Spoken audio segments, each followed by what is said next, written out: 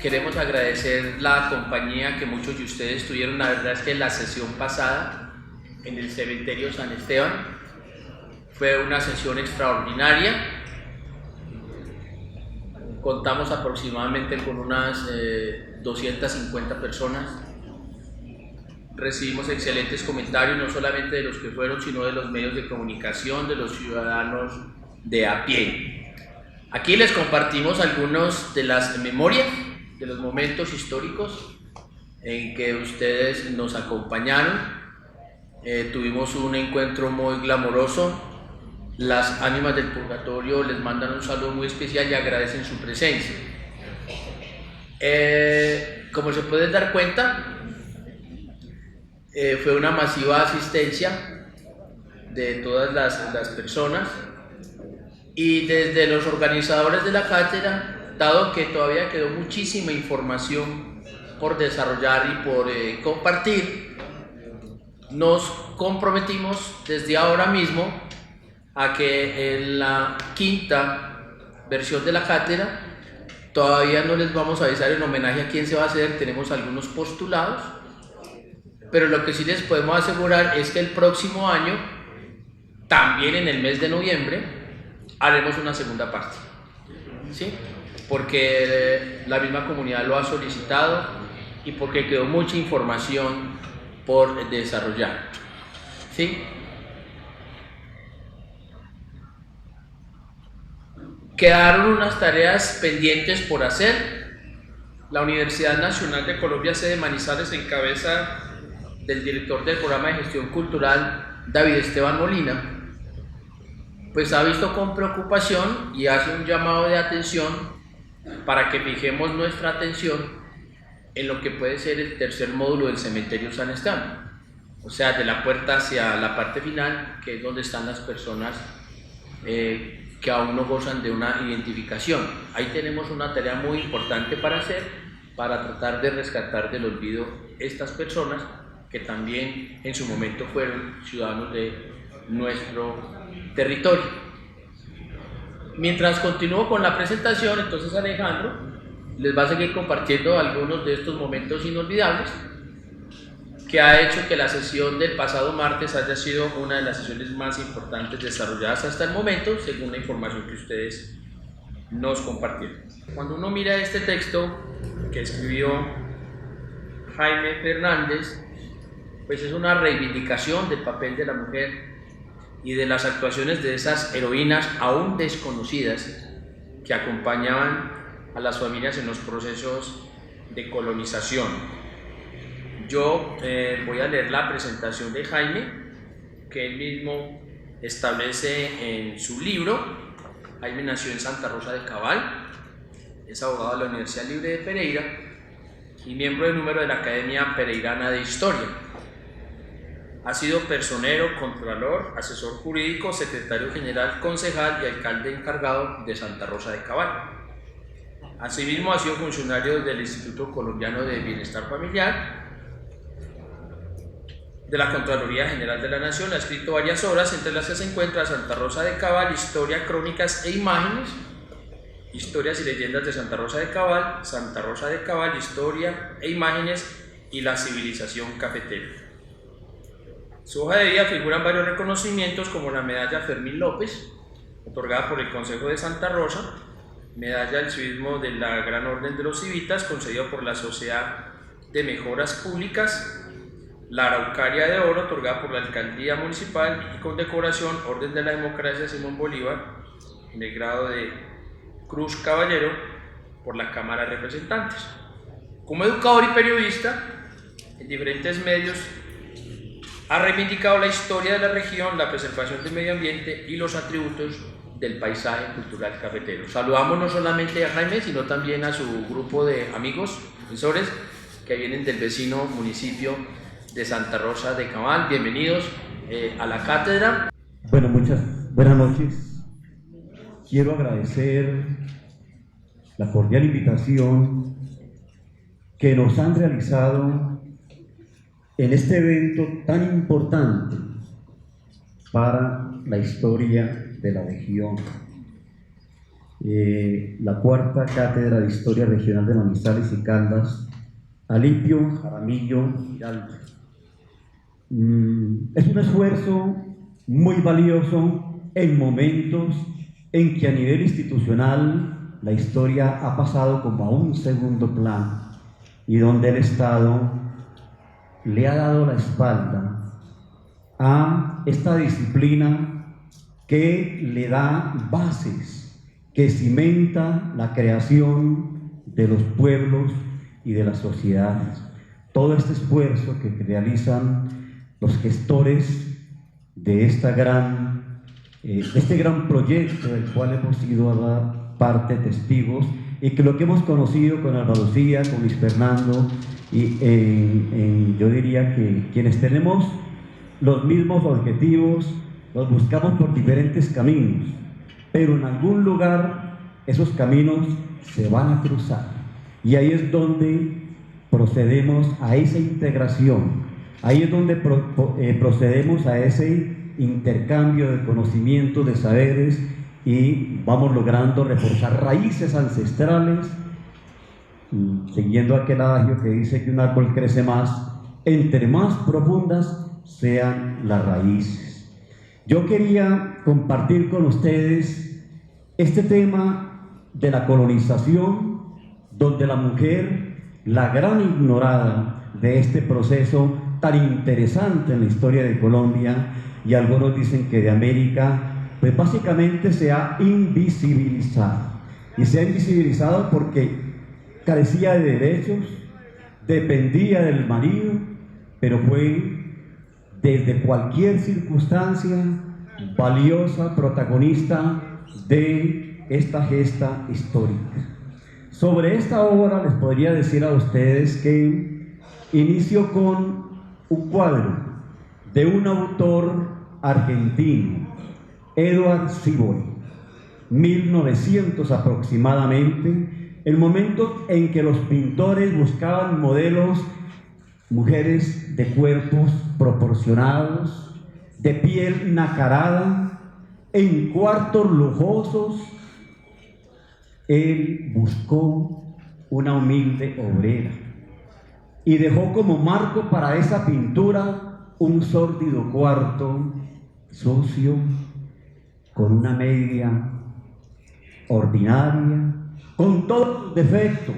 No hay la proporción que busca el artista, con sus juanetes, con toda su figura, entre comillas, alejada de los modelos que los pintores tradicionalmente tenían para sus obras. Inicialmente la obra impactó, por supuesto, negativamente. La crítica se fue sobre él, pero él siguió adelante y su cuadro lo llevó a Europa. Y París, sobre todo Europa, que se convierte en la vitrina para reivindicar esas obras de autores anónimos, le dio un reconocimiento a esta obra que rompía con los esquemas de entonces de la pintura y se convirtió en una obra ya que pertenece al patrimonio del arte mundial. La obra se encuentra en el Museo Nacional de Buenos Aires y básicamente esas mujeres de las cuales trataremos de hablar en este evento tan importante, ubicándola en el marco de un proceso interesante para la historia del mundo y de Colombia, como fue la colonización antioqueña. Yo quisiera hacer un retrospecto de ese proceso que vivió la mujer desde años atrás por buscar un lugar bajo el sol, por convertirse en protagonista como es hoy. No fue, como ustedes lo saben, un camino de rosas. Fue una lucha dramática donde el mundo moldeado por el hombre generó un sistema patriarcal, clasista y excluyente que reducía a la mujer a lugares ignominiosos, negándole su lugar bajo el sol e excluyéndola completamente. Hablábamos de la mitología. La mitología griega nos hablaba de Pandora y le atribuía a Pandora, por esa curiosidad malsana, el surgimiento de todos los males de la humanidad. Esa mitología griega nos decía que le entregaron a Pandora una caja con una condición, que no la fuera a abrir. Pero Pandora no quiso resistir la tentación de abrirla, y al abrirla, la humanidad se llenó de todos los males. Ahí ya está cayendo sobre la mujer esa anatema, ese proceso de irla asignándole como protagonista de un concepto de carácter negativo. Pero vamos a la religión judeocristiana. Es Eva la encargada de llevar al hombre a esos sufrimientos propios de la humanidad, cuando presuntamente, allá con la famosa historia de la manzana y la serpiente, todo eso se va juntando para que sobre esa sociedad que ha erigido el hombre, con base en la violencia, con base generando sus privilegios y marginando a la mujer, vaya reforzándose ideológicamente para llevar el mensaje causante de esa circunstancia. Nunca olvidamos esta imagen desde la época infantil. Adán y Eva expulsados del paraíso por culpa ya de la pérfida curiosidad de la mujer. Se van entonces reforzando estereotipos. La filosofía, Aristóteles y Platón para nosotros significa la cúspide del pensamiento y la base del pensamiento moderno. Pero el hombre es producto de su época, y Aristóteles decía que consideraba a la mujer como un hombre inferior. Y Platón tenía una gran duda. No sabía si ubicar a la mujer dentro del reino de los animales racionales o de los animales irracionales. Seguimos con las leyes que nos gobiernan. Sabemos que las leyes de nuestro Estado son producto de lo que alguien llamó producto de los factores reales de poder. Y esos factores reales de poder, básicamente el hombre está allá como un elemento fundamental. Los códigos nuestros, sobre todo el Código Civil, provienen del Código Napoleónico. Y Andrés Bello tomó nuestro Código Civil del Código de Napoleón. Y esas leyes de carácter civil en nuestro medio, pues básicamente condenaban a la mujer a ser un ser inimputable, a igualarla, convertirla como un niño, que no tenía derecho de comprar, ni tenía derecho de hacer transacciones, y que estaba necesariamente supeditada al marido para cualquier actividad mercantil o económica. Era un ser que le negaban esa capacidad de contratar, esa capacidad de ser comerciante, esa iniciativa de tener su libre albedrío en asuntos de carácter civil. Esta circunstancia se prolongó en nuestro medio hasta 1932. Por lo menos los derechos civiles los fueron adquiriendo a partir de ese momento, no los políticos, porque como todos sabemos, los derechos políticos, el derecho a elegir y ser elegida, apenas se vino a ejecutar en 1957, cuando el famoso plebiscito de antaño. Miren ustedes cómo en nuestro medio, cuando la mujer había dado su vida, las guerras de independencia, muy tardíamente, ese Estado que ella había generado con su fuerza, con su sacrificio, iba a reconocerle esos derechos políticos un poco antes los civiles, pero de todas maneras demasiado tarde, todo por un Estado patriarcal, clasista y regido bajo el dominio del hombre. El Código Penal, hasta 1981, en ese código había casi, yo diría, una pena de muerte contra la mujer, y era aquella norma cuando el marido encontraba a su mujer en su lecho con un amante o alguien más, prácticamente tenía licencia para matar. Si el marido la asesinaba, no era responsable, era simplemente una especie de ira, intenso dolor que lo exculpaba de ese crimen, de ese delito. Hasta 1981 prácticamente esa ira, intenso dolor producto por esa circunstancia, exculpaba al hombre de cualquier sanción de carácter penal, tipificando prácticamente una pena de muerte, que la estudiamos nosotros cuando estudiamos derecho, casi como una norma que no alcanzamos a captar esa magnitud que estaba a su manera también siguiendo los estereotipos propios de la historia referente a la mujer marginada, excluida y donde no se le estaban reconociendo sus derechos. Toda esta sucesión de hechos hizo que Alfonsina Storni, ustedes se acuerdan de ella, que hay una canción muy linda, Alfonsina y el mar, que ya te vas Alfonsina con tu, bueno, ustedes lo sabrán mejor qué poemas nuevos vas a encontrar. Ella terminó suicidándose, y terminó suicidándose penetrando en el mar hasta que se ahogó.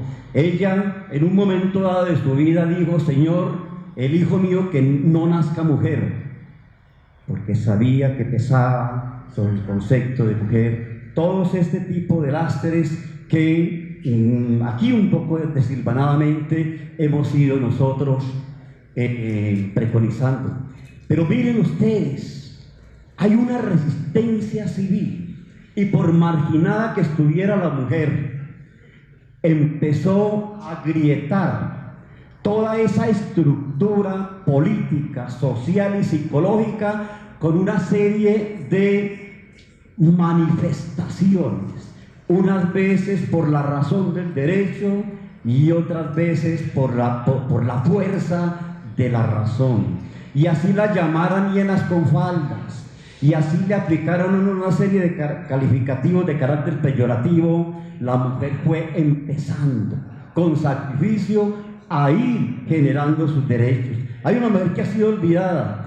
Ella es Olimpia de Gouges, 1791. Estaba ahí cerca de la Revolución Francesa que había pasado hace poco. Se habían sacado los derechos del hombre, que en este momento son sagrados y que sirvieron de base para romper esquemas absolutistas. Pero Berta Good en esta época expidió los derechos de la mujer, y con aquella frase que decía: si la mujer tiene derecho a subir al cadalso, también lo tiene a subir a la tribuna. Ella expidió, redactó los derechos de la mujer ahí en esos momentos donde el hombre hacía ya reconocido los derechos del hombre. Pero ¿quién se acuerda de los derechos de la mujer? ¿Quién se acuerda de estos derechos que Olimpia Gouges preconizó? Pues sencillamente los borraron de la historia, como también la sacrificaron a ella la misma Revolución Francesa.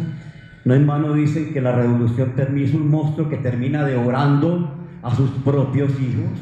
Pues Olimpia Gouges terminó siendo guillotinada también, dizque porque traicionó a su sexo, porque en ese momento también la concepción del hombre era reducir la mujer al papel de madre y estar supeditado a la sombra del marido. La recordamos, pero ella va abriendo, ella y otras fueron abriendo fronteras, fueron limitando. 1913, en Inglaterra, se corría el Gran Derby de Exon.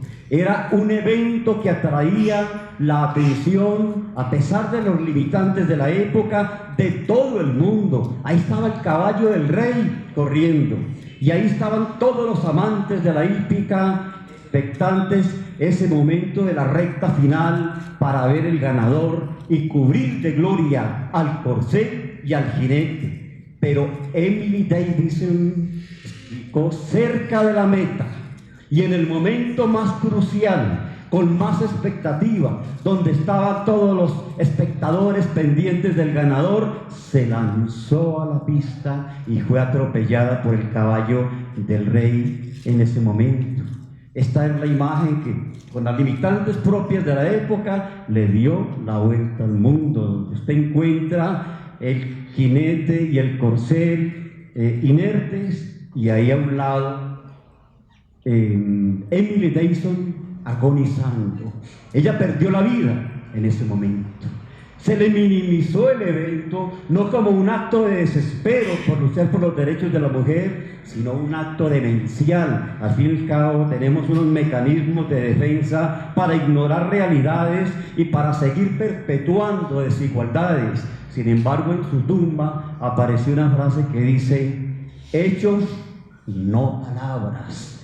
Y a pesar de que se minimizó, siguió abriendo fronteras y se empezó ya la humanidad a crear preguntas, a ir rompiendo ese tipo de esquemas excluyentes, dando espacio, hasta que llegamos a una época moderna donde la mujer dejó de ser esa mano que mecía la cuna, sino también la mano que tomaba las riendas de la humanidad. Y encontramos estas dos personas de las cuales tenemos que rendirle homenaje: Indira Gandhi y Benazir Bhutto. Indira Gandhi, de un país donde en este momento siguen violando a las mujeres, en pleno siglo XXI. Y hace poco veía la noticia que han tenido que inventar un dispositivo para lograr que la mujer pida auxilio en momentos de un acto de carácter, y ella se convirtió en primera ministra de la India, un país complejo, un país de castas, un país donde existen una serie, digamos, de privilegios, y surge esta mujer con su valor. Y Benazir Bhutto, de Pakistán, de esa región donde el hombre todavía, cuando la mujer da muestras de independencia, la quema en el rostro, la desfigura, y sus tribunales no hacen absolutamente nada, simplemente porque esas leyes que ellos llaman ancestrales y tradicionales pues lo respaldan. Y se convirtió en primera ministra de Pakistán. Pero antes habían ahorcado a su padre. Si ahí no hay un temperamento, si ahí no hay una estructura para romper ese tipo de barreras consuetudinarias, ahí tenemos ese sacrificio de esas dos mujeres que dejaron esa huella tan marcada, tan interesante, y que abrieron el camino para que hoy, en este momento, por ejemplo, Angela Merkel pues sea gobernante de uno de los países más importantes del mundo. Este tema sobre la mujer tiene un escenario, un municipio, un distrito llamado Cabal, en la provincia del Cauca en su momento. Posteriormente fue Estado soberano del Cauca. Fue producto de la colonización antioqueña. Cabal fue fundado en 1844 por colonos venidos de Antioquia. Ellos habían venido de Salamina. En ese momento, las tierras del norte del Cauca eran baldíos. Esas tierras por lo menos no tenían los problemas que hubo en las tierras del sur de Antioquia, con el terrateniente, con Juan de Dios Aranzazo, posteriormente con la sociedad Aranzazo y Salazar y González Salazar y compañía. Eran terrenos baldíos donde los colonos venían y tenían derecho a cada familia, de acuerdo al número, a recibir hasta 60 fanegadas de tierra como posesión de campo, y una parte en lo que sería la parte urbana. Esa esencia de ese proceso, es bueno decir que la colonización antioqueña no fue la misma en todas partes. En cada sector donde se manifestó esos asentamientos poblacionales tuvieron matices diferentes, pero yo diría que sí hubo una esencia que los integró, que fue la parte cooperativa, que fue la parte solidaria, que fue la parte de trabajar conjuntamente construyendo el patrimonio público con todo el esfuerzo de la comunidad. En Santa Rosa y concretamente en Cabal pues se manifestó con esas características. Santa Rosa fue el distrito que más tierra recibió en el siglo XIX. Era una parte, diría yo, entre la frontera de Antioquia con la frontera del Cauca. Y como tal, había un destino, diría yo, un determinismo. Cuando usted lee en el acta de fundación de Santa Rosa, dice, se autoriza la fundación de Cabal, pero ahí donde fundan a Cabal debe pasar un camino que integre a Antioquia con el Cauca. Y yo diría que esa ubicación estratégica le dio a este distrito esa prelación y esa importancia que se le concedió inicialmente en la fundación, posteriormente en 1844 y luego en 1863, de entregarles grandes fanegadas de tierra para generar ese proceso de desarrollo. El camino se construyó posteriormente, fue el famoso camino del privilegio, y ahí es donde yo quisiera aprovechar estos momentos para dejar esa inquietud. Ese camino del privilegio, que yo diría que fue el motivo de la autorización de la fundación de Cabal, lo tenemos aquí en Caldas, sobre todo en San Julián hasta el Alto del Yarumo. Está, yo diría, con las mismas características que tenía cuando pasó Tomás Cipriano de Mosquera por ese sector, donde el doctor Albeiro Valencia ya nos contaba aquella anécdota que iba Tomás Cipriano a la famosa batalla de 1860 y que su corneta estaba cansado. Y entonces Tomás Cipriano de Mosquera, con todo ese autoritarismo que le caracterizaba, le dijo a un comandante con todas sus medallas: señor, bájese usted del caballo y que se suba el corneta. Este militar, como ofendido en su amor propio, intentó refutar, pero Mosquera en eso era un ególatra y era imposible de decirle. Y si quiere explicación, muy sencillo: yo con esta pluma puedo convertir a cualquiera en un comandante, pero yo no puedo sacar de la noche a la mañana un corneta, así hágame el favor. Y se baja y se sube el corneta al caballo. Ese camino está ya intacto, pero ese camino irá a desaparecer, como fue desapareciendo la huella por Santa Rosa, como desapareció por Dos Quebradas, porque o le hicieron carretera o lo sembraron de eucalipto. Y esa huella que está viva desapareció, pero aquí la tenemos nosotros entre San Julián y el Alto del Yarumo, para de una u otra forma usted que está manejando tan maravillosamente todo este recuerdo de la historia, se logre declarar un patrimonio o algo que haga que las autoridades dirijan la mirada hacia allá y haya un proceso de recuperación históricamente y ambientalmente, pero también evitar que lo vayan de pronto a destruir o a cerrar, como hemos visto que pasa cuando las cosas no la auditamos. Lo cierto del caso es que entonces Santa Rosa surgió, ese camino incidió mucho en la fundación de Santa Rosa y diría yo en la creación de riqueza y en la consolidación de lo que fue la cultura cafetera y el paisaje cultural cafetero. Había una figura muy interesante en ese momento. Había un certificado de avecindamiento. Cada persona que quería residir en Cabal inicialmente tenía que firmar un acta.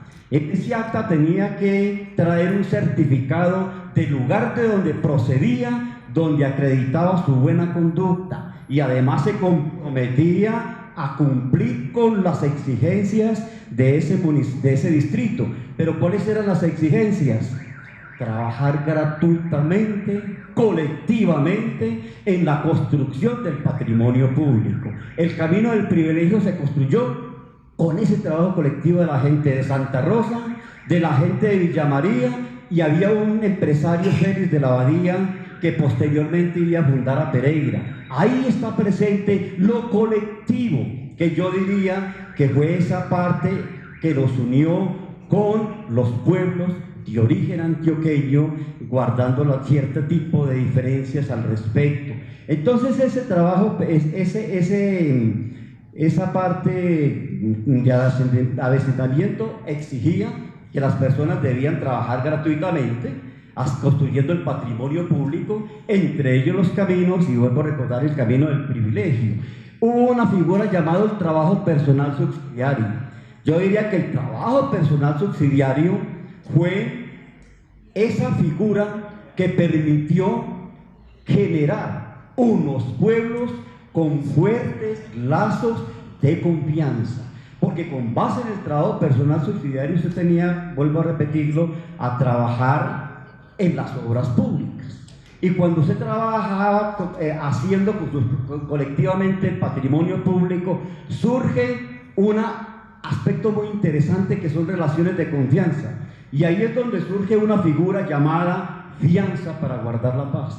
Cuando uno toca el concepto de fianza para guardar la paz, la gente se pone a pensar, eso es leyenda rosa, eso es muy ingenuo, eso es muy candoroso. Pero cuando usted ve el contexto del origen de los pueblos, que era comunitario, se va a dar cuenta que no, que esas instituciones que emanan de lo colectivo tienen mucho de colectivo, mucho de relaciones de confianza. ¿Y en qué consistía la fianza para guardar la paz? Sencillamente medio pueblo le servía de fiador al otro medio pueblo, pero no era por plata, era simplemente en momentos en que había algún tipo de procesos de conflictos entre vecinos.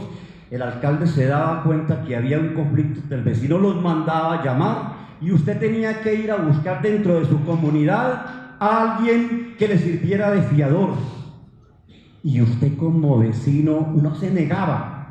Ahí es donde está ya hacía parte de todo un proceso social con un orden colectivo, y usted llevaba a su vecino y era el vecino el que se comprometía que si en un momento había una agresión de parte de uno de los dos elementos que habían citado a la alcaldía a firmar la fianza, el que pagaba el pacto era el fiador. Vaya usted, consiga su fiador en esta época, por Dios.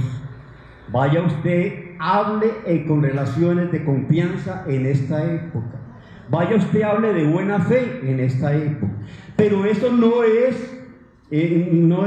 explicable, porque esas relaciones de confianza venían de una sociedad que trabajaba colectivamente, gratuitamente, porque no les quedaba otra alternativa. El Estado solamente apareció ¿para qué? Para entregarles la tierra. Lo demás venía con el trabajo colectivo. Unos hacían puentes y con el puente cobraban un peaje o un impuesto, y con ese impuesto le pagaban al maestro y empezaban a construir la escuela.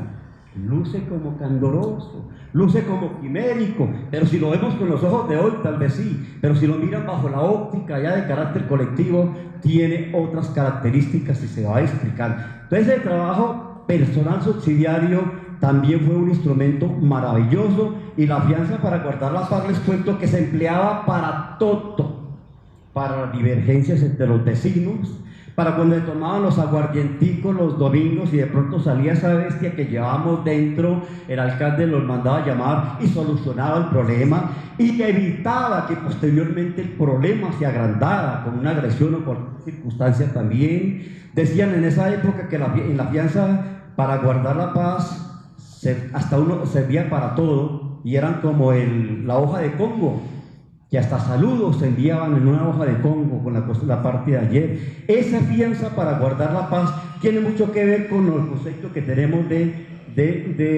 tenemos porque resulta que en algún momento cuando empezaron a cuestionar las relaciones de infidelidad, cuando empezaron a cuestionar las relaciones de los amantes, cuando empezaron a cuestionar las relaciones sociales ilícitas, pues cuando el alcalde sabía que había una relación de esa naturaleza, se hacía un proceso, y a las personas conminadas se les colocaba, los mandaban a conseguir un fiador, y ese fiador iba a garantizar que fulana no se iba a volver a encontrar con fulano. Y eso fue hasta determinado momento, hacía parte de la esencia de una sociedad, y entonces vemos nosotros cómo tenían sus mismas circunstancias. Las juntas eran importantísimas. La primera junta que hubo en Cabal era una junta de salubridad, era la forma más elemental de organización para ir determinando inicialmente la estrategia contra las enfermedades que eran muy comunes, entre ellas la viruela, que al que no lo mataba lo desfiguraba o lo dejaba ciego, o la misma disentería. Pero esa junta de salubridad también servía para que los vecinos empezaran a recoger fondos, trabajar en obras públicas y establecer lo que posteriormente se establecería ya por parte de un consejo municipal, ya con más legitimidad, como sería la clasificación de los ciudadanos de acuerdo a la capacidad económica para que participaran dentro del trabajo personal subsidiario. Ese trabajo personal subsidiario lo trabajaban de acuerdo a la capacidad económica, pero resulta que en su momento al principio todos eran campesinos con pocos elementos, sin fondos, entonces era una sociedad como muy igualitaria en ese campo. Luego ya Cabal fue elegido en 1852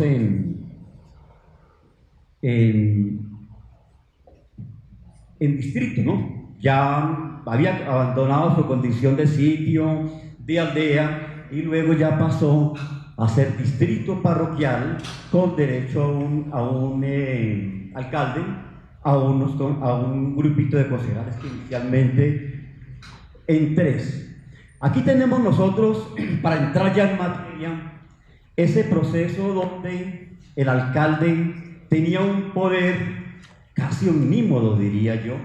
El alcalde pues era encargado de seguir los juicios de policía, inclusive instruía crímenes para luego pasárselos a los jueces, y dentro de todo su poder estaba meterse entre las sábanas de los esposos y las amantes. Aquí tenemos nosotros un primer momento en que ya en lo que yo he llamado santas, y santas por aquello era que la mujer tenía que estar supeditado al marido, de que no tenía esa capacidad de disposición, y que en un momento dado, cuando se retiraba de su poder mismo del marido, el marido no le tocaba sino irse a quejarse donde el alcalde y decirle: señor alcalde, mi mujer se fue. Mi mujer se fue. El alcalde, cumpliendo las normas de la época, pues mandaba una requisitoria al lugar donde estaba y la traían allá escoltada para hacerle una indagatoria. Y aquí tenemos nosotros un ejemplo de 1850. Se pertenecía al cantón de Cartago, y hay un señor Francisco Hidárraga, poblador de Las Balsas, que era Alcalá. Se presentó a esta jefatura haciendo presente que en numerosas ocasiones ha ido le permite a la aldea de Cabal con el objeto de llevar consigo a su esposa, que se haya residenciado allí, y que ésta se le ha resistido a seguirle a su destino, sin otro motivo que quedar ella de libertina allí entregada a una vida nada arreglada, ni conforme a su estado. Por lo mismo he resuelto en esta misma fecha lo que copio. Dígale al regidor de la aldea de Cabal que inmediatamente y sin pérdida de tiempo de obrar de injusticia, haciéndole se le entregue a Francisco Hidárraga, a su esposa, que clama para que lo acompañe como debe ir a su destino en el punto de la Peña, donde tiene establecido su trabajo como poblador en la montaña del Quindío, y cuya buena conducta la tiene acreditada, previendo que por ningún caso se le permita a la expresada consorte resistirse. Bueno, ahí tenemos nosotros ejemplo de cómo esa ley se aplicaba con ese rigor. Ahí no había alternativa, la mujer tenía que venir, le hacían una indagatoria que más adelantico contaría un poco, pero miren ustedes esta última partecita.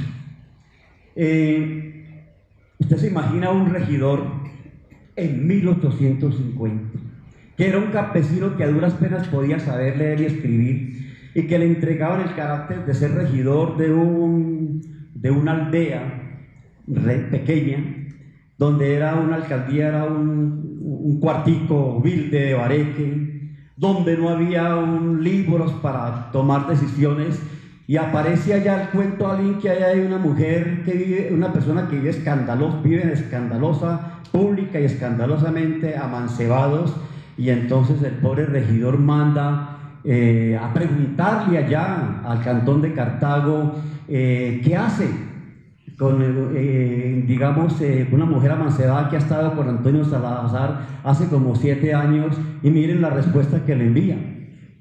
Perdón.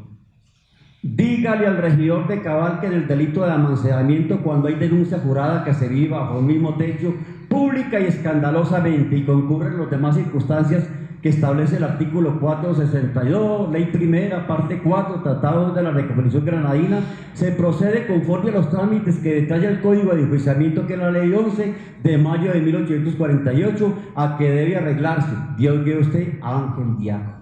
Y si usted manda esa pregunta y le envían esta respuesta, por Dios, dígame usted qué podría hacer este corregidor bajo esas mismas circunstancias.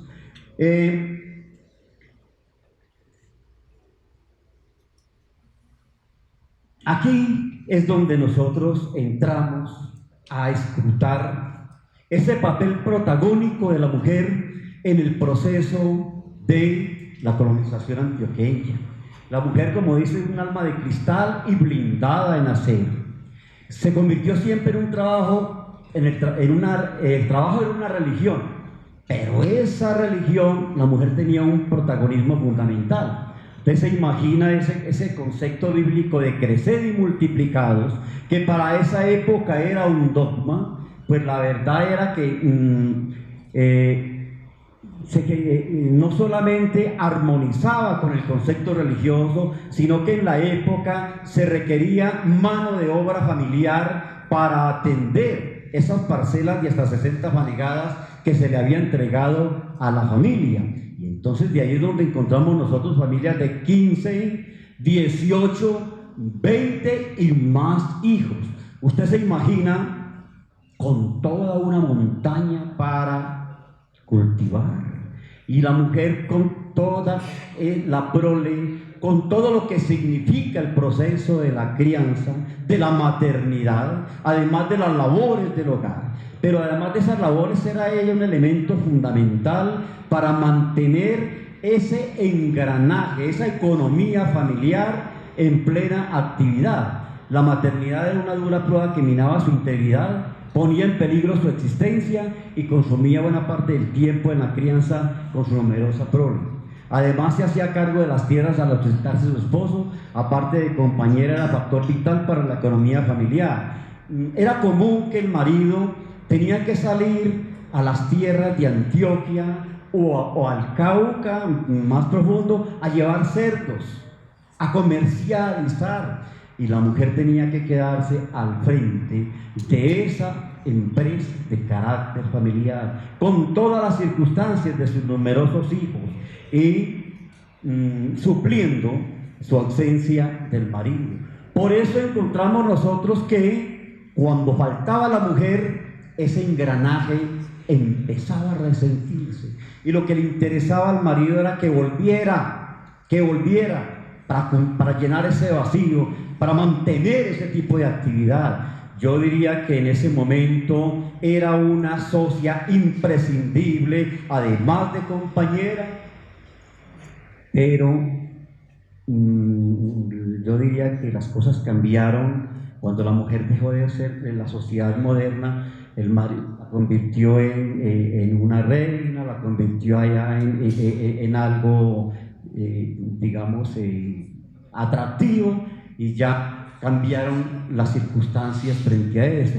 En esta época el honor de varón ofendido no tenía esa incidencia, porque él hacía parte de una sociedad. En este momento cualquier circunstancia de esa naturaleza, toda esta sociedad nuestra la interpreta de una manera diferente y generan factores poco gratos frente a eso. Total, que aquí la mujer era una socia, era una aliada fundamental, y que era valiosa para ese proceso de la economía familiar y ese proceso de crear violencia.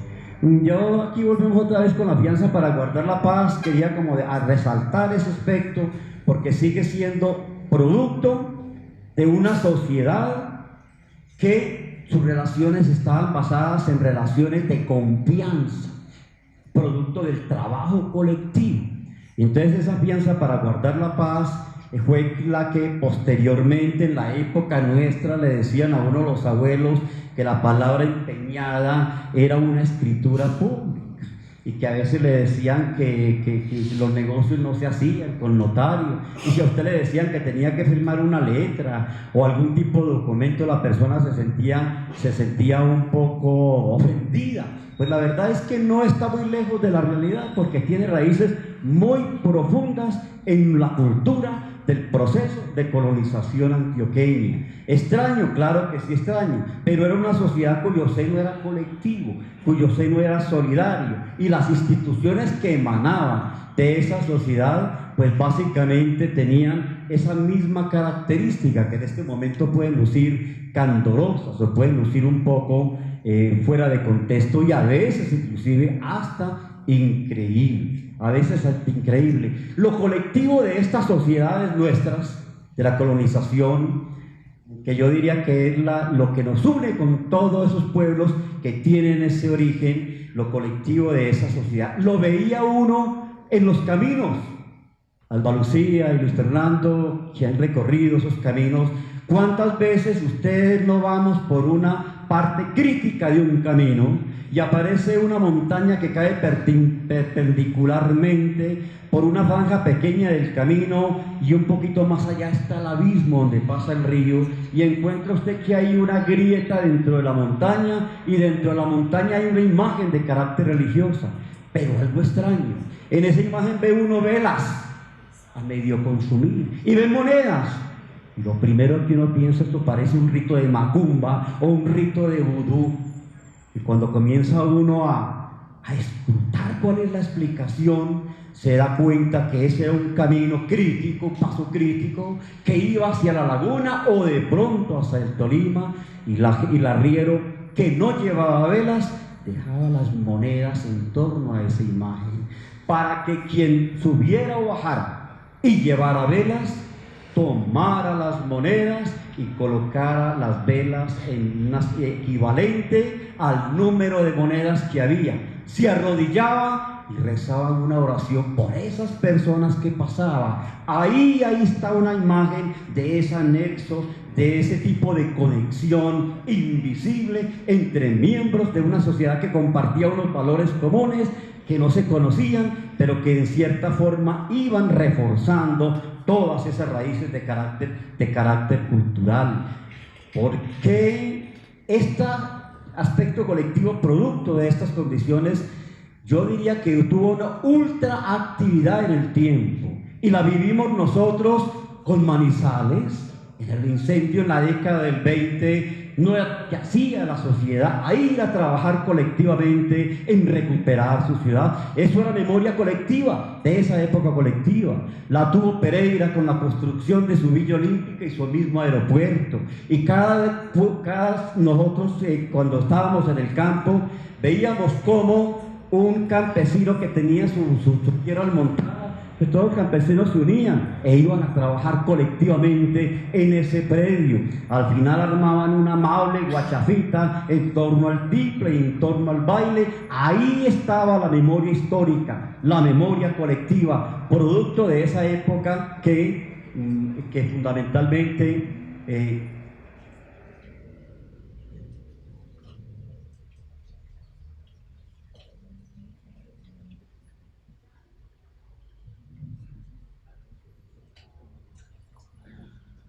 bueno, mientras tanto podríamos entonces continuar. Estamos en el caso de la esposa, que si se iba, pues el marido fácilmente acudía donde el alcalde y tenía que venir a una indagatoria. En 1870 encontramos un ejemplo concreto, con nombres propios: Eusebia Joaquina Herrera. Ella era una madre de familia. Resulta que su marido no le dio buena vida y tenía ese espíritu del antioqueño de irse a recorrer los pueblos de las provincias como comerciante. El marido, después de cierto tiempo, la acusó ante el alcalde. Fueron por ella, como cualquier reo, a una indagatoria. Yo soy abogado y le cuento una cosa: a mí los tribunales me producen cierta angustia, los despachos judiciales me producen cierta angustia. Y usted se imagina en 1870 una mujer de una sociedad rural yendo a una declaratoria ante un alcalde que era un rey sin corona, que tenía un poder omnímodo, a recibir una declaración. ella sentadita acá y el secretario preguntándole: se dice que usted vive con un hombre que no es su marido, bajo un mismo techo, con un hombre que no es su marido. Y ella responde: no, señor alcalde, no vivo con un hombre, vivo con muchos hombres. Eso nota uno que ahí, a pesar de que es el literal escrito, hay cierto impacto. Y luego viene la respuesta con la pregunta: ¿sirvas explicarle al despacho qué significa vivir con muchos hombres? Sí, vivo con muchos hombres porque estoy alimentando peones en una finca con mis hijos. Y usted nota que esas respuestas, a pesar de ser una mujer que no sabía leer, escribir, marcan una vocación asertiva. Tal vez era la convicción de que estaba rompiendo esquemas y era la convicción de que tenía la razón. El proceso continúa. El marido, pues lógicamente, con esa labor, con esa fuerza prominente, que presentó unos testigos que la ubicaba como que lo había abandonado hacía 8 años, que estaba viviendo con otra persona. Y llega un momento en que el proceso pasa a pruebas, pero mientras tanto la mujer se entrega en depósito. Llaman mientras el proceso continúa para practicar las pruebas. Más adelante llaman a un ciudadano de reconocida idoneidad y la mujer queda a cargo de ese ciudadano mientras el proceso continúa. Ese depósito era una figura propia de esta época y muy común. Alguien dirá: bueno, eso es una cuestión para discutir, que es infamante, que era peyorativo, pero miremos la esencia de la época, que era colectivo. Y cuando uno mira en el diccionario, la palabra depósito no tiene la sección mercantil que hoy vemos y que estamos familiarizados con ella. Cuando usted mira la palabra depósito, dice guardar, cuidar y proteger. Y esa era la misión de este ciudadano, que la llevaba a su casa con su familia y con su esposa. Mientras tanto, continuaba el proceso. Y ese depósito no era solamente para mujeres que tenían algún carácter dócil, sino cuando la mujer venía y se quejaba que su marido la estaba dándole malos tratos, también se empleaba frente a esa circunstancia, lo que nos indica que, a la luz de esa época, pues la verdad, ese depósito no fue tan impactante, y más bien se trata como de dulcificar y comprender bajo esa misma circunstancia. Lo cierto del caso es que el proceso continuó. Pero miren ustedes, esta mujer, desde el lugar donde estaba, entre comillas, en depósito, comienza a pedir pruebas. Le dice al alcalde: mande un exhorto al cura párroco de San Francisco, que en ese momento es Chinchiná, cite a tales personas, y comienza a demostrar con testimonios claros y concretos que este personaje era un abusador, que lo único que le interesaba de ella era su capacidad de moverse en el mundo comercial y lograr llevar lo necesario para su casa. Pero él capitalizaba todo.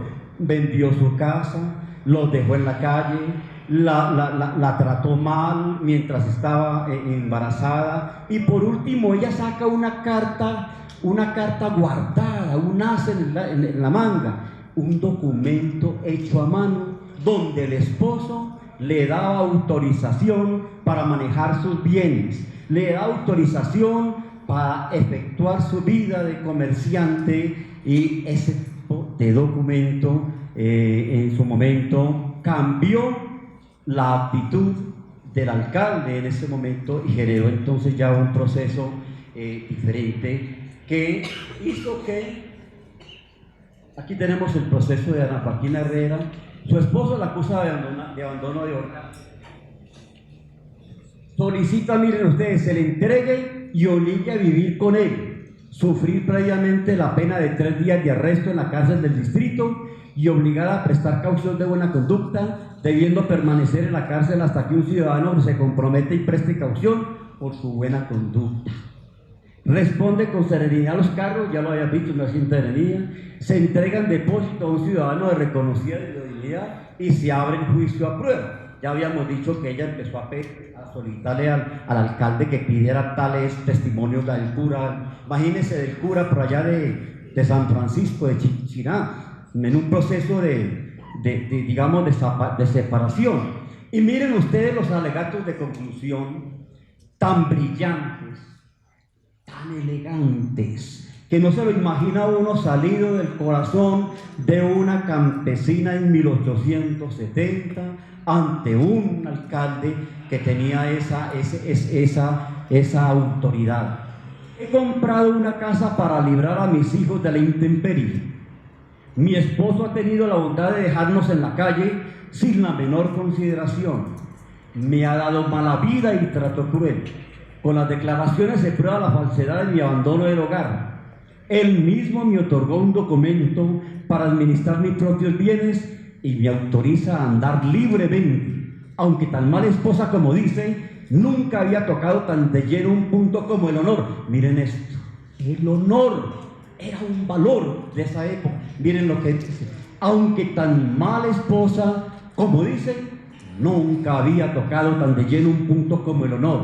Él me lo hizo a mí, y a mi pesar he tenido que justificar que es tan mal esposo, mal padre, me ha dado trato cruel, y aunque ha atentado contra mi vida, no hago más acciones para no decir cosas que lo harán ruborizar, si es que aún conserva un ápice de vergüenza. Y al final dice, dejo a la consideración del señor alcalde si tengo que continuar con un elemento de esta naturaleza. Este párrafo nos abre el corazón de esta mujer, y este párrafo nos abre la esencia de una época que a veces la hemos mirado con un poco de recelo, y a veces hemos dicho que es leyenda rosa, y a veces hemos dicho que no sé qué y no sé cuánto, que eso es muy candoroso y muy tierno, pero afortunadamente fueron más de 20 años escrutando todo ese proceso de la vida de la mujer, con rostros, con nombres, con circunstancias, modo, tiempo y lugar, que nos permitan presentar la esencia de una de ellas. Al final, pues el alcalde no dio alternativa sino rendirse ante las evidencias, porque estas palabras estaban respaldadas por testimonios, entre ellos el testimonio del sacerdote, que son renuentes a esas cosas, y además un documento palpable que luego se lo iban a cuestionar porque no está autenticado.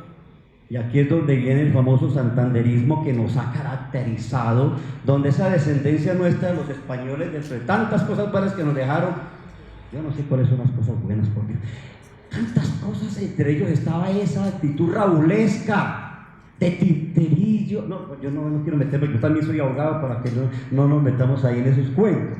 Pero cuando uno ve, por ejemplo, cuando venían los españoles a sojuzgar un pueblo, traían un abogado y llamaban al pueblo cacique, y en el nombre del Papa y en el nombre del Rey nuestro Señor, venimos a tomar posesión de esta tierra. Y decía el indígena, este cliente, ¿qué tipo? El Papa debe estar loco y su rey debe estar borracho.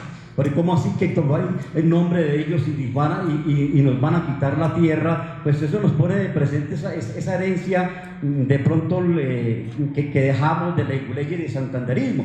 Lo cierto del caso es que ella estuvo sometida a ese proceso. El proceso había que enviarlo ante el juez de Cartago con todas las evidencias.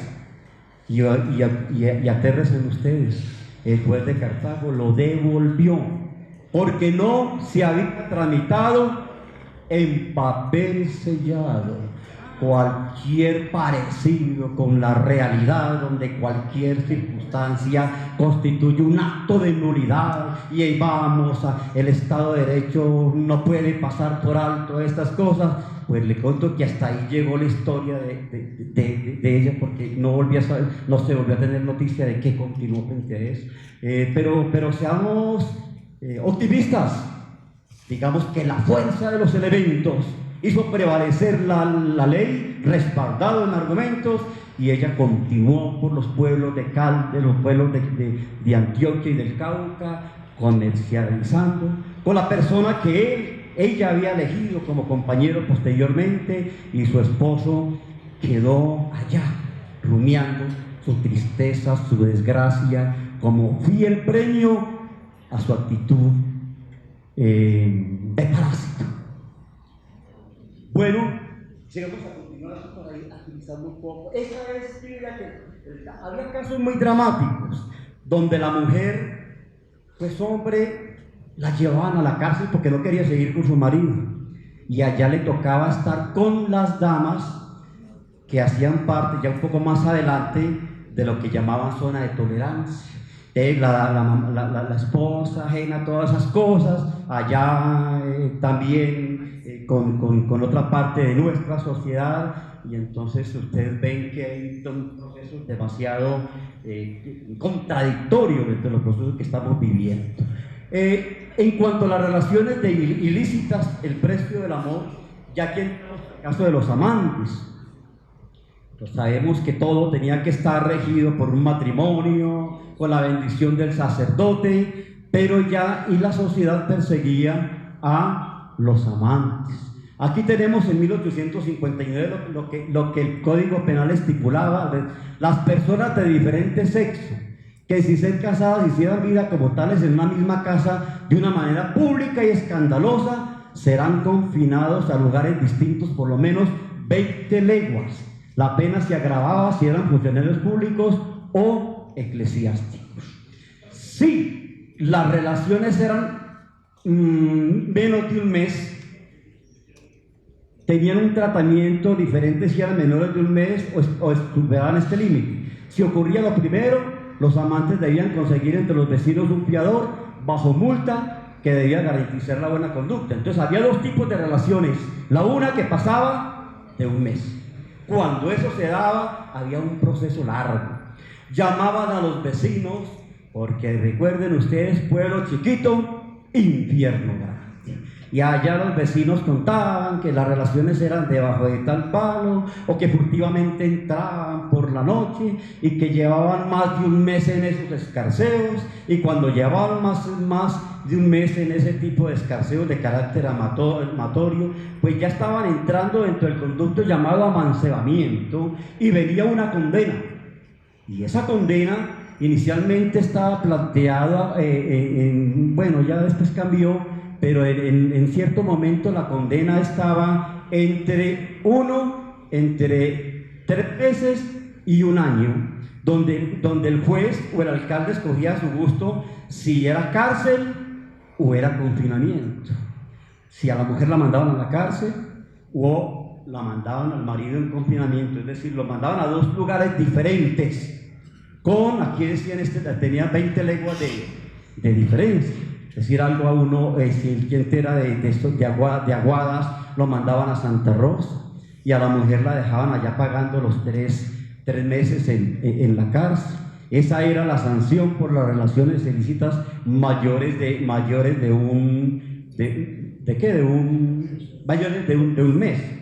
Pero miren ustedes, una indagatoria de unas relaciones ilícitas era: se dice que usted vive con un hombre que no es su marido, bajo un mismo techo, compartiendo un mismo lecho, comiendo en el mismo plato, teniendo relaciones públicas y escandalosas. Las relaciones públicas y escandalosas no era que estuvieran dando lora y haciendo bulla, no, así estuvieran por allá metidos en el último rincón de la última vereda. El mero hecho de estar en esas condiciones ya eran públicas y escandalosas. Comer en el mismo plato no es la alegoría que tenemos ahora de ser alguien muy íntimo y muy llano, no, era que comían en el mismo plato.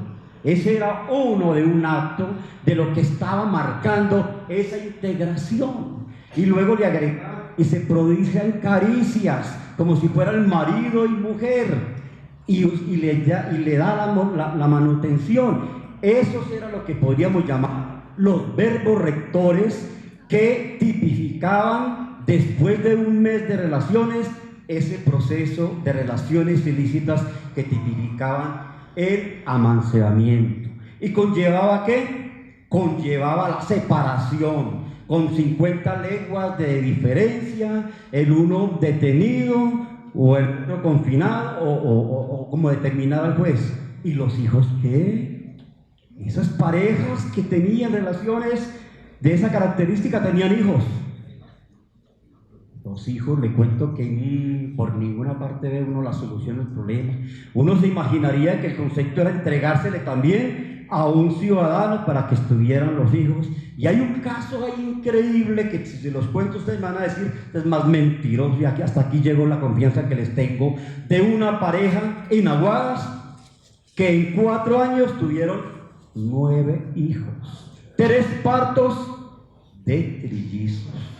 Y esa es una cosa que es increíble. ¿Y usted cree que piensan en los hijos? No aparece en el expediente por ninguna parte el concepto de los hijos. Ahí apareció el cliente confinado en Santa Rosa, la mujer le dejaron pagando 3 o 4 meses en Salamina.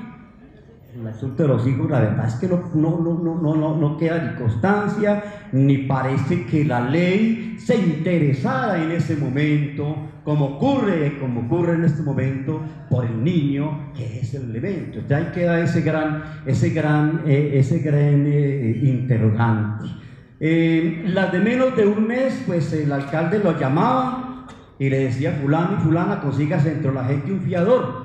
¿Usted se imagina usted que lo llamen acá a uno de los dos? Vea, usted me sirve de fiador porque es que yo estoy allí, me cogieron pasando el cuarto de fulana y tal cosa y tal otra, y el ciudadano no se negaba a eso, porque era algo inherente a la misma sociedad. Entonces algo parece que fuera increíble, pero uno nota que esa fianza para guardar la paz durante mucho tiempo cumplió ese cometido de mantener, no solamente en bueno, yo digo más bien sobre todo en el proceso de orden público, porque la fianza era básica, inicialmente surgió para problemas de orden público, para peleas, para discrepancias entre vecinos, pero luego le hicieron extensivo a este tipo de concepto, pero se aceptaba como una norma cotidiana, estaba incorporado a la misma realidad. Total, pues que ahí tenemos nosotros ese ejemplo de las famosas relaciones.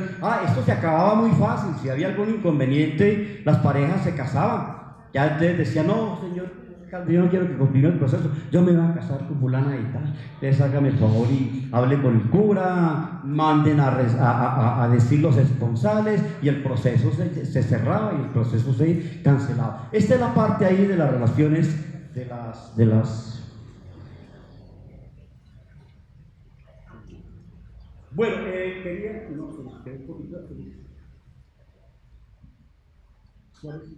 yo creo que el que sigue ya es el asunto de los amantes, el asunto de bueno, ya está el precio del amor, ya. Ese es el caso que les conté de los trillizos de 4 años, una cosa increíble. Sigamos, por favor. Ya hablamos de lo que era el alcalde. Miren aquí un ejemplo de lo que ocurrió en 1885 para mirar que el alcalde era un rey. Claro que había que mirar la época de octubre Albeiro, guerra civil, era un alcalde de corte militar. Pero mire todo lo que hizo el hombre para sanear las buenas costumbres y edificar una sociedad hacia el futuro. Un ejemplo es cuando obligó bajo fianza a reunir las parejas separadas.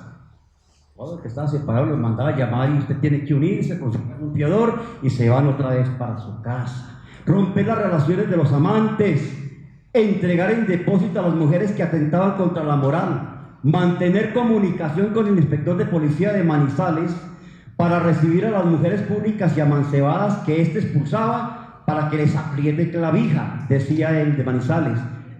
Militarmente, el rumbo lo estipulaba así: de aquí a María o a San Francisco, de allá a Santa Rosa, de Santa Rosa a Pereira, de allá a Salento, hasta que vaya a formar colonias a otra parte donde no corrompan esas postemas ni hagan daños de carácter material. También las cosas hay que mirarlas en función de su contexto, y aquí encontramos que estaban en plena guerra, casi ya saliendo de la guerra de 1885, una guerra muy sangrienta, con muchas dificultades, donde la gente se alimentaba de lo guambo, una planta que ha desaparecido y que en este momento veo que en algunas partes tratan de recuperarla, pero que sirvió para salvar de penuria. Joven, continúa para poder utilizar. Bueno, ya la prostitución, desde el primer momento, cuando alguien venía a vecindarse, lo recibían con estas normas que debían cumplir. El que pretenda vecindarse en este lugar traerá un certificado de la autoridad del vecindario que deja de buena conducta. No se dará alojamiento a ninguna persona conocida por salteador, asesino o ladrón, desertor, presidiario, esclavo, reo, de cualquier clase que sea, y se dará cuenta la autoridad. Y las autoridades y comisarios perseguirán la prostitución y todo exceso que se cometa contra la moral pública, la religión, el honor, los bienes de los ciudadanos. Pues, de pronto aparecía una mujer por allá con una cantinita, escuchando música con una guitarra, vendía el aguardiente, por allá perdido un cuchitril, un catrecito viejo, y allá aparecía ella ofreciendo sus encantos a cambio de dinero. Pues esa mujer era expulsada con apelación a los infiernos. Ahí no había argumento que valiera. Entonces se pasó primero de la prohibición, de la expulsión, pero las cosas van cambiando y van cambiando frente a eso, y estaba también el confinamiento para la mujer que era catalogada como mujer pública. Y aquí tenemos dos ejemplos también que son muy hermosos, aunque esta es una partecita de dos cartas de dos mujeres que expulsaron, con nombres, con rostros, con sentimientos, y donde resumidamente una decía, la carta de Carolina González en el 1905, es pródiga en edificantes mensajes. La dignidad de la mujer trasciende en el escrito a través de la expresión cómo vivir en la humilde pobreza, pero sin necesidad de comercios indignos. Dejan de ver los aviesos propósitos de los acusadores cuando alude a los informes verbales que usan de la venganza, porque no se accede a sus planes perversos. Hay una extorsión de quien la acusó, no quiso acceder, creyó que era una mujer fácil y vino y la acusó de eso. Y ahí es donde ella viene a plantear argumentos como aquellos de que somos víctimas de una circunstancia, de un régimen que básicamente le niega a la mujer esa circunstancia. Dos hermanas impugnan el destierro con sencilla elocuencia. Es quizá la pena más dura que puede aplicarse a quien verdaderamente pide a su tierra, porque se nos hace abandonar nuestra propiedad, nuestro hogar, nuestros padres y todos los afectos y lazos que nos unen a la tierra en que nacimos. Puede una mujer ser impura y hasta muy relajada de costumbres, pero no ser mujer pública. 1905, y ustedes no van a negar que estas cartas, escritas con nombres como de mujer, plasman un ser humano a quien nuestra sociedad le ha negado, y de pronto con un chistecito irónico saltamos el tema. Quedan los dos testimonios y continuamos para ir plantear. Aquí ya es el ejemplo. Esta era la imagen de la alcaldía de Santa Rosa, las casas consistoriales, donde la primera planta era la cárcel, la segunda planta era la alcaldía con sus dependencias, y en la última era la escuela. Y cuando estas mujeres las tenían por allá, iban borrachas, mentando la madre en todos los idiomas, estaba el cura arriba enseñando religión y buenas costumbres. No es mentira, es realidad, son hechos de carácter surrealista, pero continuamos para utilizar poco. Ya llegó un momento en donde las fianzas se fueron acabando. Esa sociedad colectiva iba dando un tránsito a la sociedad que tenemos hoy, donde prima un concepto de carácter individual. Ya nadie le servía de fiador a nadie. ¿Cómo así? Si yo le sirvo de fiador, ya me dejan colgado la brocha y me toca pagar lo que otro se ha comido. Entonces ya simplemente quedó una culminación donde ya no había, no generaba. Y ya no se expulsaban a las mujeres públicas, ya había una permisividad. Y en 1920 ya había un sitio llamado Rincón Santo. Era el sitio donde se habían ubicado las mujeres que tenían su aguardientico y ofrecían también sus encantos personales. Miren la palabra Rincón Santo, eso es surrealista, donde el diablo no entraba, donde los prejuicios quedaban a un lado, donde allá iban, allá el hombre que dominaba, y tranquilamente ahí no había prejuicio. De ella Rincón Santo, no, pero ya comienza la legislación a hacerse cargo de este proceso de la prostitución. Y como todo comienza la discusión, viene una ordenanza de la Asamblea de Caldas, ya acababa, se había convertido en Santa Rosa, había dejado de pertenecer al Cauca, que ya pertenecía a Caldas, y viene una asamblea, una ordenanza de la Asamblea, donde faculta para la creación de barrio de mujeres públicas. Esa ya era una norma superior, y con base en lo que decíamos en el 20, las fianzas para reprimir los amoríos y las legiones civilistas habían desaparecido. Ningún ciudadano aceptaba ser fiador. Ya había un barrio donde se prodigaba llamado Rincón Santo. Las mujeres acusadas de inmorales no se expulsaban, y en el 21 se legaliza el barrio de mujeres públicas, llamado Rincón Santo, por motivos de control sanitario, orden público y proteger a las mujeres decentes. En las discusiones previas a la aceptación de esta norma, que para un pueblo conservador, tradicionalista, regido bajo el principio de Dios y patria, era como un sacrilegio, se empleaban argumentos como decir: hombre, es que ese barrio es necesario porque vamos a proteger a las mujeres decentes. E imagínense ustedes una casa muy lujosa, guste o no, debe tener cloacas, debe tener sanitarios, y lo mismo, con el tipo de argumentos iban legitimando la creación. Y tenía unas características, sobre todo de policía, para controlar problemas de orden público. Allá quedaban prácticamente hacinadas, no se les permitía la salida de allá, del sector, digamos, asignado. Tenían que pedirle permiso al inspector, al alcalde, para poder salir. Encontramos que debían acudir al dispensario para el control de sanidad. Era un procedimiento a veces muy infamante.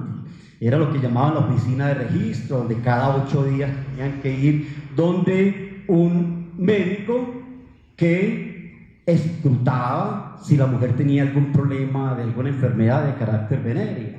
Pero el inspector, que era tan acucioso, era el primero en estar allá en primera fila observando esa poca y dramática circunstancia. Ellas se quejaban de eso. ¿Y qué tiene que hacer este personaje metido acá, ya que nos toca esta proceso? Pero tenían que hacerlo, porque si no lo hacían, pues allá había una cárcel, porque esa oficina de registro tenía una celda para que en un momento dado, ahí quedaba la mujer mientras tanto. En esa época la mayoría de edad eran los 21 años.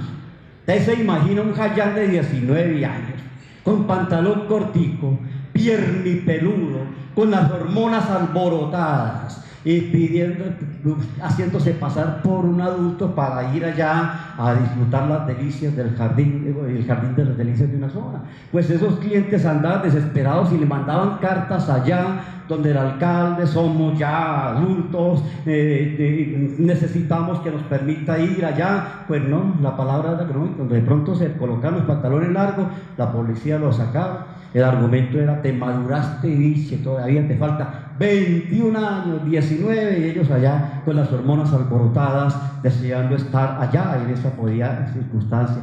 No podían recibir un mismo personaje con frecuencia, porque mire, las mujeres de esa zona de tolerancia, si de pronto había un cliente que se encantaba de una mujer y la frecuentaba, los demás, miren la doble moral, los demás clientes de ese lupanar lo acusaban de amancebamiento. Y entonces la pobre mujer allá terminaba allá acusada de amancebamiento, y cuando eso se repetía, ella se resistía. Y al resistirla, el hombre la infamaba, la hería, la golpeaba, y era factor también contra su misma integridad. Y se acuerda uno de un disco de Óscar Agudelo, que yo no sé qué acuerda, que y sin embargo todos pueden menos yo.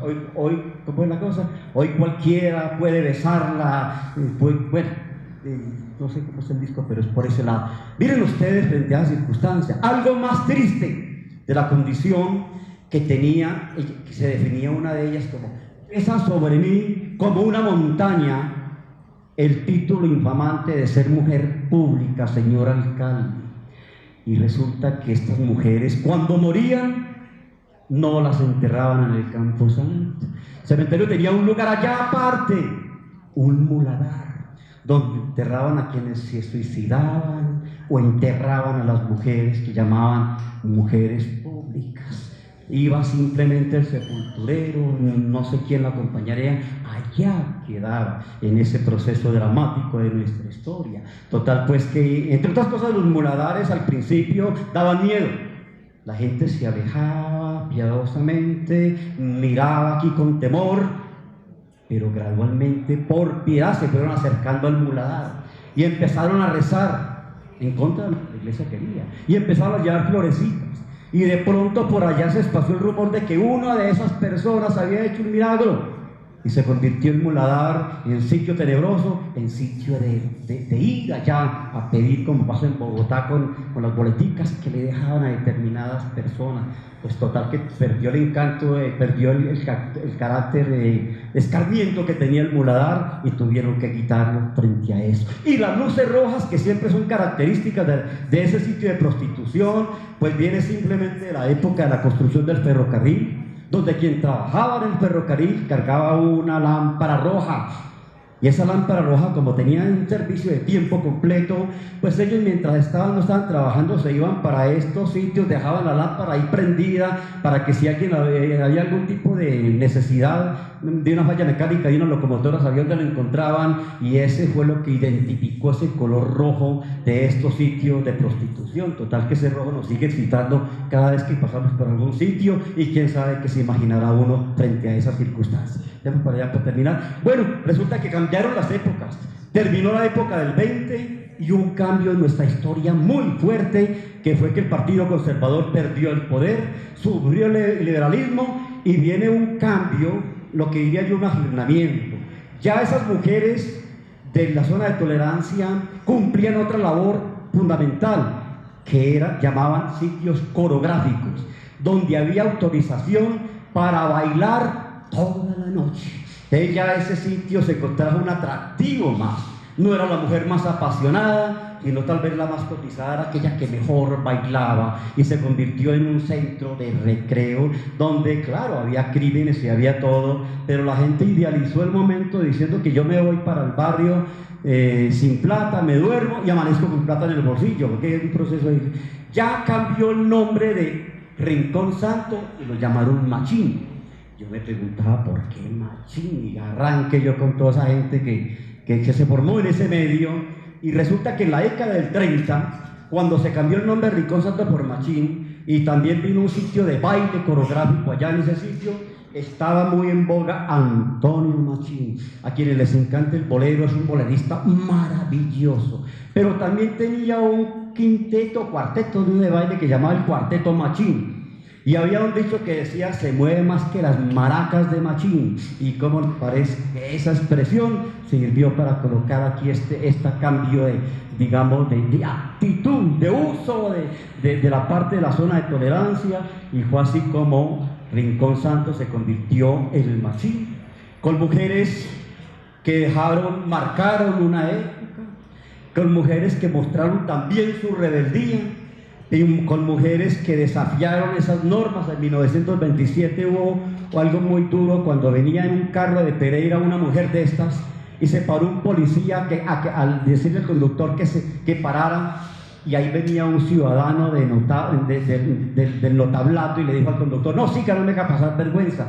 Pues resulta que cuando regresó, la policía intentó capturar al conductor y se formó un motín, la cosa más bárbara del mundo, con disparos, y se metió toda la ciudadanía. Al finalizar luego un titular del periódico de Manizales, La Voz de Caldas: policía infame, abalea pueblo indefenso, todo por una circunstancia de esta naturaleza. Hubo mujeres muy valientes que cosían, que llegaron a tener propiedades en las fincas de la gente pudiente, que sufrieron la persecución, el hacinamiento, el escarnio de ser consideradas como tados, pero al fin y al cabo su tesón, su valor, y básicamente hizo que dejaran una huella y que se sobrepusieran a momentos dramáticos en la historia de una sociedad. Yo quisiera, ahí dejé mi trabajo en 1940, quedaron los nombres de estas mujeres por su lucha, su tesón, su valor, su capacidad de transgresoras, su capacidad de abrir horizontes, las unas como madres o como santas, las otras como amantes y las últimas también como seres libres, de espíritu libre, de alma libertaria, transgresora, que sobrepasaban normas demasiado que excluían a elementos de una sociedad, que la satanizaban, que la anatemizaban, y que hizo que alguna de ellas dijera, burlándose de un elemento de alta alcurnia: estos barrios surgieron con sus hijos, decían ellos algunos. Bueno, yo les agradezco mucho la atención, muy genérico, pero espero que es un factor que haya quedado algo de esta circunstancia. Tengo por ahí una paginita de YouTube, Jaime Fernández Botero, a quien les guste la parte de historia, de escrutar caminos, encontrarán allá los recorridos, un blog también que se llama Atalaya Santa Rosa de Cabal, que no tiene nada de religión, sino simplemente que es algo que siempre me trajo de niño el nombre. Si alguien tiene alguna pregunta, con mucho gusto, o lo dejo. Muchas gracias, Jaime.